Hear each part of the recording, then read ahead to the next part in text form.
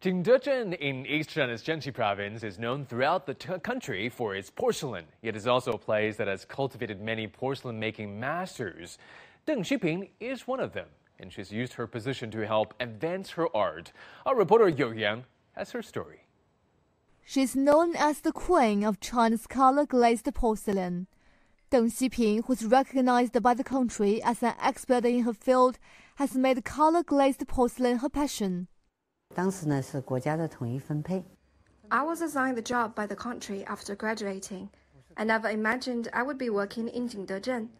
It took me 3 days to travel from Wuhan to Jingdezhen at that time, but I found it to be a pretty city, and I was glad to work here.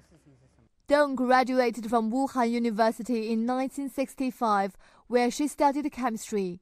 She was supposed to become a chemical engineer, but a little-known chapter in China's history changed her plans. China wanted to learn how to manufacture high-precision instruments from what was then East Germany.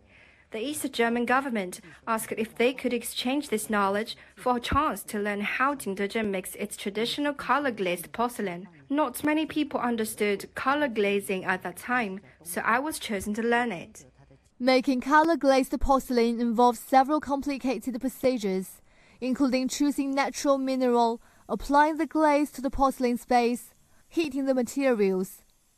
A mistake at any stage could ruin the whole process.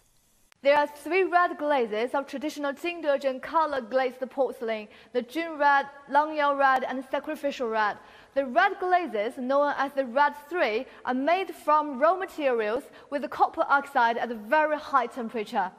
It would take a chemist to make sure everything's right, but Deng's efforts eventually cemented her as a master in the field.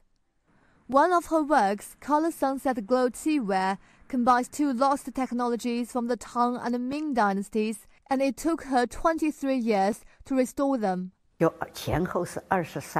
I can't remember how many times I have failed when trying to make this teaware. Tens of thousands of times at least. But I have a habit that if there is some work I haven't done, I would keep thinking of it and trying my best to get it done. Deng has been engaged in her art for over 50 years, and she says her greatest hope is for the technology to be passed on to future generations. I taught my daughter how to make color-glazed porcelain, and I've taught many students at the Jingdezhen Ceramic Institute as well. I think, as a national intangible cultural heritage inheritor, I have a responsibility to ensure the skill won't be lost.